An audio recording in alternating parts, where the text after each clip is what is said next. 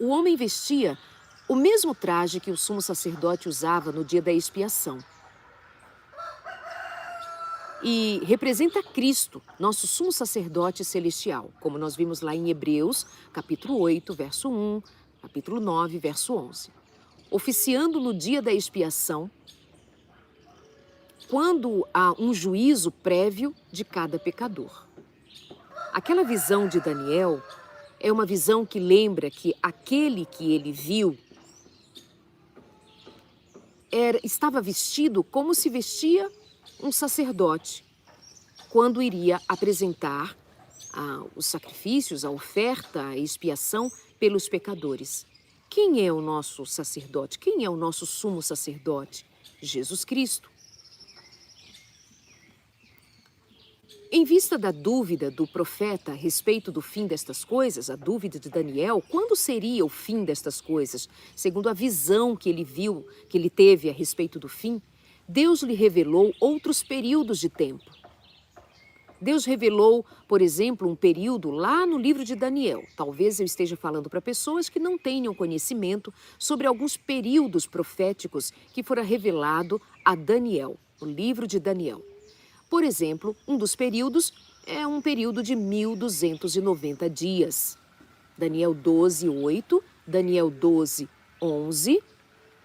E também um período profético de 1335 dias. Você pode ver isso no versículo 12 do capítulo 12 de Daniel. Anteriormente, Deus já lhe havia revelado outros prazos proféticos, 2.300 tardes e manhãs, Daniel 8, 14 e 26, 70 semanas proféticas, você pode identificar no livro de Daniel, capítulo 9, versos 24 a 27, divididas em períodos de 7 semanas, 62 semanas, e uma última semana com a unção do Messias no início da semana e sua morte na metade daquela semana. Ou seja, há períodos proféticos declarados na palavra. E assim mesmo, dentro do espectro profético, eram dados períodos com contagens de dias, anos, semanas, de modo profético.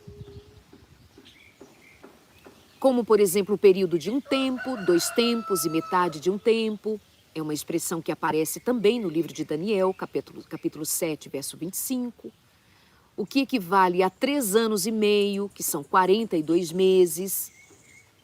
Isso tudo porque tem a chave para identificar cada um desses períodos na própria Bíblia. Por exemplo, sabe-se disto estudando a própria Bíblia e não por uma suposição humana. Aplicando o princípio de que na profecia um dia equivale um ano. O princípio profético que a própria Bíblia nos ensina a, digamos, entender, decifrar, nos dá essa chave, que profeticamente um dia equivale a um ano. Quando, por exemplo, se fala em 2.300 tardes e manhãs, nós estamos falando de anos. Porque sabemos que um dia, profeticamente, equivale a um ano. Bom, os demais períodos do tempo previsto por Daniel também levam em conta o princípio profético dia e ano. E se encaixam uns nos outros, conforme se pode ver estudando as profecias de Daniel. Mas o que eu quero dizer?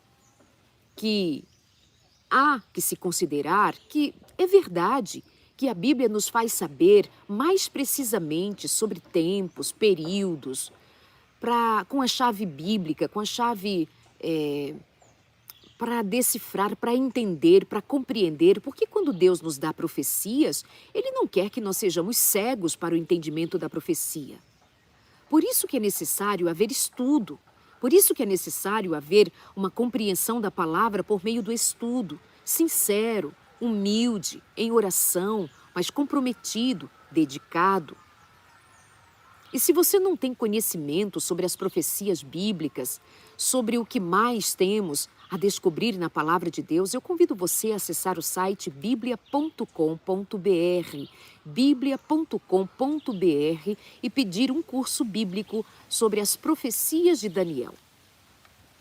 tudo isso tem a ver com o nosso entendimento sobre o plano da salvação, o plano da redenção, o plano para a volta de Jesus Cristo, o nosso preparo para a volta de Jesus Cristo, porque é verdade que a palavra de Deus nos fala de tempos proféticos, períodos proféticos, sobre os quais nós precisamos ter conhecimento para que então nós estejamos mais seguros a respeito do tempo em que estamos vivendo.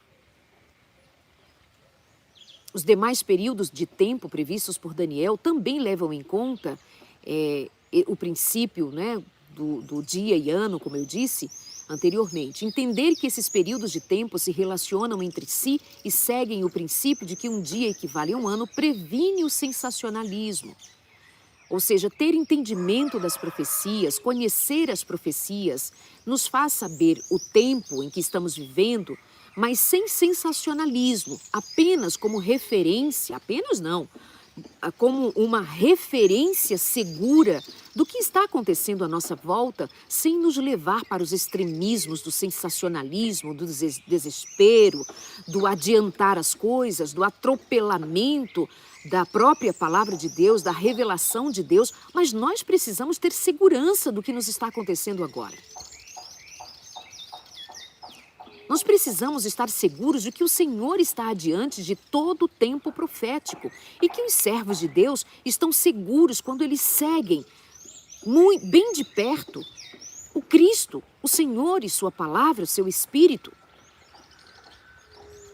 Não é possível que nós sejamos cristãos maduros na fé quando nós somos levados por todo vento de doutrina e nós somos atrapalhados por todo vento de doutrina, seja um extremo do sensacionalismo ou seja o outro extremo da negligência. Seja o extremo do sensacionalismo, por exemplo, que falar sobre vacina seria dizer que é a marca da besta. Isso é vergonhoso para os cristãos confundirem as coisas, não terem entendimento da palavra. E nessa confusão, atropelar as profecias, ou mesmo dar significado a uma profecia que não está na palavra, mas cai em suposições que tornam a verdade diluída no meio dessas fantasias, desses equívocos que mancham o Evangelho. Por isso Jesus Cristo tinha o cuidado de dizer, não acreditem neles.